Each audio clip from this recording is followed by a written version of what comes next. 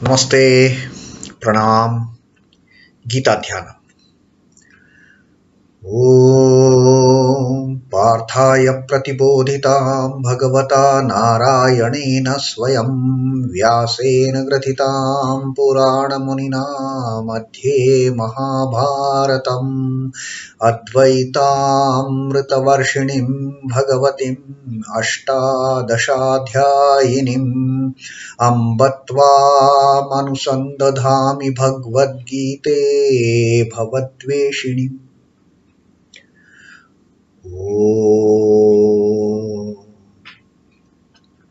O Bhagavad Gita, with which Lord Narayana himself gave enlightenment to Partha. The ancient sage Vyasa included it in the Mahabharata. O Goddess, showerer of the nectar-like knowledge of non-dualism contained in your 18 chapters. O my affectionate mother, the destroyer of rebirth, I meditate upon thee. Now, Krishna Vandana. Vasudeva sutam devam kansachanura mardanam devaki paramanandam krishnam vande jagadgurum. O Lord Krishna, the son of Vasudeva, slayer of Kansa and Chanur, extreme delight for Mother Devaki. O Lord Krishna, the supreme teacher of the universe, my salutations to you. And now, after that long gap, we will resume our reading from Bhagavad Gita. This is the 6th chapter. Our last reading was the 9th shloka of the 6th chapter, Dhyana Yoga, where Sri Krishna had told Arjuna that how an enlightened yogi, he looks at the people around him. Surun mitrar yudasina madhyastha dveshya bandhushu sadhushvapicha papeshu samabuddhir vishishyate. For a yogi, for an enlightened person, there is no difference between my near and dear ones, those acquaintances, those people who I don't know, the people whom I love, the people whom I hate. There is no such differentiation. Surun mitraha udasin ayuho udasin. Surat mitra ari udasina madhyastha dvesha bandhushu. That is, he is good heart. I mean, for him, in this good hearted, in friends, in good people, in friends, in enemies, and udasina, people of no consequence to him. For all these different types of people, he looks at them with the same sight. He is not partial to somebody. He is not biased towards somebody. For him, all are equal. They are all the personifications of that one true reality. Madhyastha dvesha bandhushu. There is no arbiters. There is no one whom he hates. No special love towards his dear friends and family members, or no differentiation between sadhu and papi also. Sadhushu apicha papeshu. Whether the person is a pious person, or whether that person is wicked, wretched, gone case. He has no differentiation for these kind of opposite tended people. Samabuddhi vishishyate. For all, it is the same sightedness. Whether it is a family member, near and dear one, or any XYZ. In his mind, in his understanding, they are all the same, because he has understood the same Lord is personified in all these different entities. And for that, we had also seen that beautiful example which was given by Sri Ramakrishna, that when we are standing on the ground and when we look at the blade of grass and the tall deodar tree, we make a difference. Oh, this is just an insignificant blade of grass, but this is a mighty Deodara tree. This differentiation is for us when we are standing on the ground and looking at these two extremities. A tiny grass was sprouted on the ground and that mighty Deodara tree. But if we happen to climb the mountain, go on the top, and from there we view this field, then what is it that we see? For us, in that position on the top of the mountain, the tiny blade of grass and that huge mighty Deodar tree, they are same. They are both. We just look at them as from the same point of view. For us, at that height, the Deodar tree doesn't look so tall and mighty and gigantic. And that insignificant, small, tiny, beautiful blade of grass is not that tiny grass. From that height, from the mountain top, they are both the same. And Sri Ramakrishna says this is what exactly happens when the person reaches the pinnacle of enlightenment. Then for him, that tiny blade of grass and the Deodar, that insignificant person and the person with the high stature, his most beloved, they are all the same because he looks at them from the same point as the manifestation of the divine. So that is, there is no more of good and the bad, the high and the low. When we are looking at the things below on the ground, when we are on the top of the mountain, God perception alone prevails everywhere. It is all, he gets into that state of same-sightedness. That is the state of yogi. And now in the 10th shloka that we are going to read today, Sri Krishna tells us a very beautiful process as how to get into that state of being a yogi. What is this? What a person should prepare him, how a person should prepare himself or herself to reach that stage of yogi. What is the self-preparation that one ought to undergo to come by this universal outlook, to gain this same-sightedness, to gain this state of mental balance?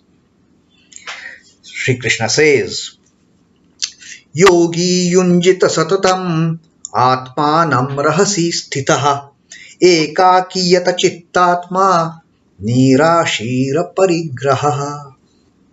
This is a simple technique Sri Krishna tells Arjuna, and Sri Krishna also tells us that how each one can reach that stage of becoming a yogi, of attaining the same-sightedness towards beloved ones, towards the wretched ones, towards the high, towards the low, towards the pious, towards the wicked, towards the sadhu, towards the papi. Look at everybody with the same sight. No extra love, no extra hatred, no jealousy, no anger. Pure look of bliss. Yogi yuñjīta satatam. The yogi should always try to yuñjīta. Yuñjīta, let him try. Keep the mind steady. Yuñjīta. He should try to keep himself steady. Satatam ātmānaṁ rahasi sthitaḥ. Satatam is constantly, at every moment. ātmānaṁ. Keep yourself. Rahasi sthitaḥ. Keep yourself steady. That and in solitude. Rahasi sthitaḥ. Rahasi is solitude. Sthitaḥ, keep it in solitude. Go away from the crowd for a while. Go away from the hustle bustle of the world for a while. Yogi yuñjīta satatam ātmānaṁ rahasi sthitaḥ. Get into the solitude and be steady. Be calm. Be still. Ekākī yata-chittātmā. Ekākī is alone. Yata-chittātmā, with the mind and body controlled. The mind and self-controlled. Remain in the solitude. Be alone for a while with the mind and self-control. Ekākī yata-chittātmā nirāśhīr aparigrahaḥ. Nirāśhīr is free from any hope, free from any expectations, free from any desires, and aparigrahaḥ, that is free from greed, no accumulation of anything. If a person behaves like this, in due course of time, he will definitely attain to that state of a yogi, that mental state where he learns, he actually sees everything with that equipoise, as mentioned in the Shloka of 8 and 9. In the 8th Shloka, Sri Krishna had talked about the equipoise for the material things, for the clod of earth and the piece of gold. He looks at them both as with the same sight. And in the 9th Shloka we have seen that Sri Krishna has told us that this yogi, for him, all the people in the world, all the living beings, for him, they are the same. They are nothing but manifestation of the divine. And how that state can be reached? Through this process. A yogi should always try to concentrate his mind living alone in solitude. Having subdued his mind, yata-chittātmā, having subdued, having controlled his mind and the self and the body, got rid of desires and possessions. nirāśhīr aparigrahaḥ. Now, why this is important? Getting into the solitude. It is in solitude that the mental worth of one is truly seen into. In the midst of all our near and dear ones, in the midst of these worldly affairs, we never realize what is the strength of our mind, because our mind is always scattered. It is scattered in all the things that are going around amongst us, that are going around us. The family matters, the office pressures, the work pressures, doing this, doing that, and even the conflicts that are arising out of it.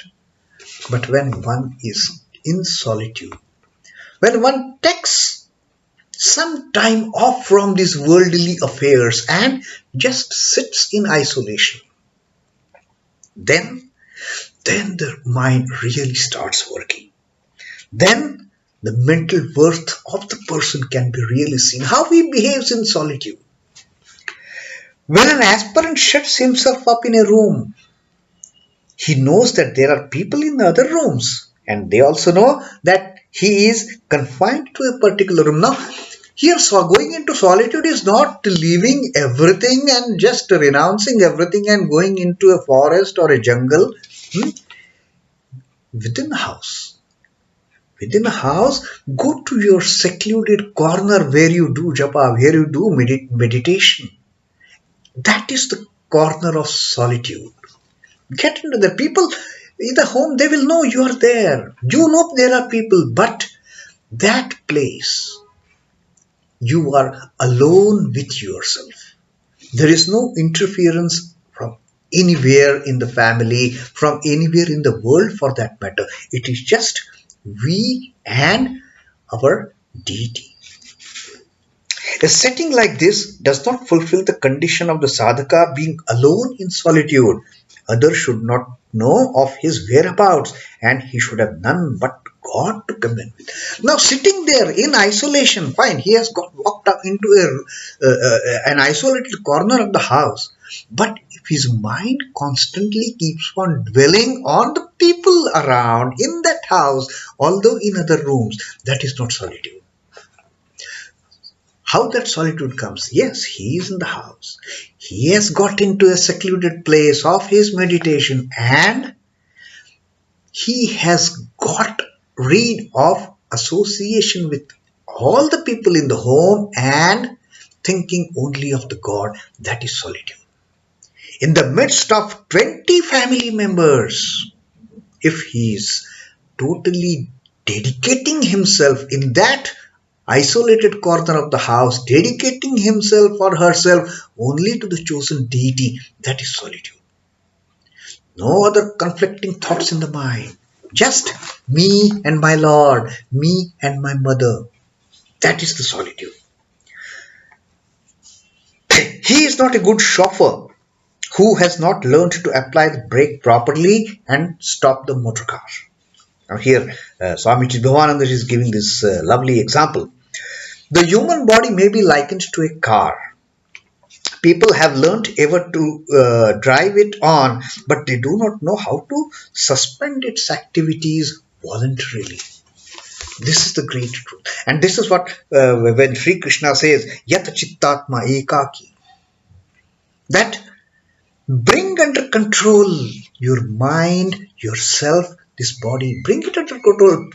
Learn how and when to apply the brakes to the motor vehicle. You must know the right time and the right place where to put the brake to the motor cab. If you don't put it, there will be accidents. Likewise, an individual, an aspirant yogi should know when and where to control the flow of this mind. And that is what Sri Krishna gives a clear-cut hint of getting into solitude. Get away from hustle-bustle of the world. Get away from all these mighty worldly affairs and dive deep into that moment of solitude, ekākī. And minimizing the bodily requirements is imperative for spiritual advancement. And that's what he says, that nirāśhīr. Have no desires, have no hopes. I mean, in nirāśhīr, actually it is hopes, but what Sri Krishna implies here is have no desires for anything. If you have no desires for anything, the conflicts, they automatically stop. And aparigrahaḥ. Don't try to acquire anything out of greed. Aparigrahaḥ. Having got these two qualities of nirāśhīr, free from desires, and aparigrahaḥ, and not accumulating any possessions out of greed, automatically brings the man into that state of poise, into that state of looking at everything with the equal mind. And on this, Sri Ramakrishna's teaching, the truly virtuous man is he who commits no sin even when he is all by himself. Committing sins when you are with somebody, it happens, okay. But he is really a great man. That when he is alone, even then he doesn't commit sin even mentally. Because what happens when a person is alone, the thoughts, there may not be anybody with him, around him, near him to commit any kind of sinful act. But even when being alone, if he allows his mind to commit all those sins, he allows his thoughts to commit all those sins, what is the use? So Sri Ramakrishna says, he is a truly virtuous man who, even being alone, doesn't allow even a mental sin to be committed. That is no virtue which is practiced for fear of public opinion. Normally people tend not to commit sins keeping in mind the public opinion. Oh, what will they say if they see me doing this? How will they react? They will consider, oh, such a useless person if they see me doing something. But that helps a lot of people. That helps us to not to commit a wrong act, a sinful act. But what happens when people are alone? There is no hesitation. There is no fear of public seeing us doing something wrong. And then mentally we just go and we just do anything that we want. But he is a real virtuous. He is a real pious. He is a real sadhu who even in solitude, even being alone, he never commits even any mental sin. He alone is established in self-control, who does not lustfully think of a woman in privacy or in public. We sit for meditation, close our eyes, and then our mind hovers around all those beautiful things. What is the use? Sri Ramakrishna says, he is the real hero. He is the real sadhu, even being alone. No thought. He alone is established in self-control, who does not cast a covetous eye on the gold coins that he comes across even in a deserted house. That person is totally devoid of lust and greed. The idea of sex and money matters, they are not into his mind at all. He is totally free from kamini kanchan. That alone is virtue, which is practiced quietly and unostentatiously. No show off that I am a pious person. Nothing. The person is absolutely humble. With deep humility, he is moving around in the world, among the people. But the idea of lust and greed, he has totally uprooted and thrown out from his mind. The moment that lust and greed is out, the moment his mind is into that state of nirāśhīr and aparigrahaḥ, no desires, no calm, no accumulation. I want this, I want this, I want this, I want this. No.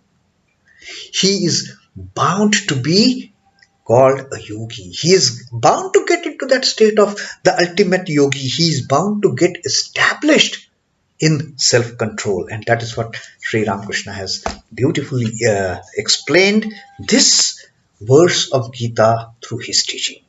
That yogi yuñjīta satatam ātmānaṁ rahasi sthitaḥ ekākī yata-chittātmā nirāśhīr aparigrahaḥ. So let us all contemplate on this teaching of Sri Krishna, that let us try to be nirāśhīr, desireless, and aparigrahaḥ, no hoarding of the things. No, there is no need. The God will provide.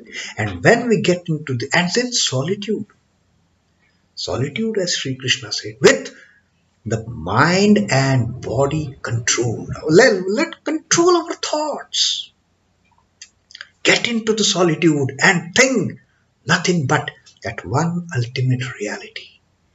And the moment we get into this practice, we start becoming yogis, and then we gain that quality, that supreme quality of looking at all the things with the same sight, equipoised, with equal stature for all of them. Then in our eyes there is no high, there is no low. In our eyes there is no beloved, there is no crooked. In our eyes there is no sadhu, there is no papi. So that is what Sri Krishna says. But a yogi, how a person can become yogi? By following this process. So that is our reading from the Bhagavad Gita for today. Om Namo Bhagavate Vasudevaya. Sri Krishna Arpanamastu. Jai Sri Ramakrishna. Jai Thakur. Jai Ma. Jai Swami Ji.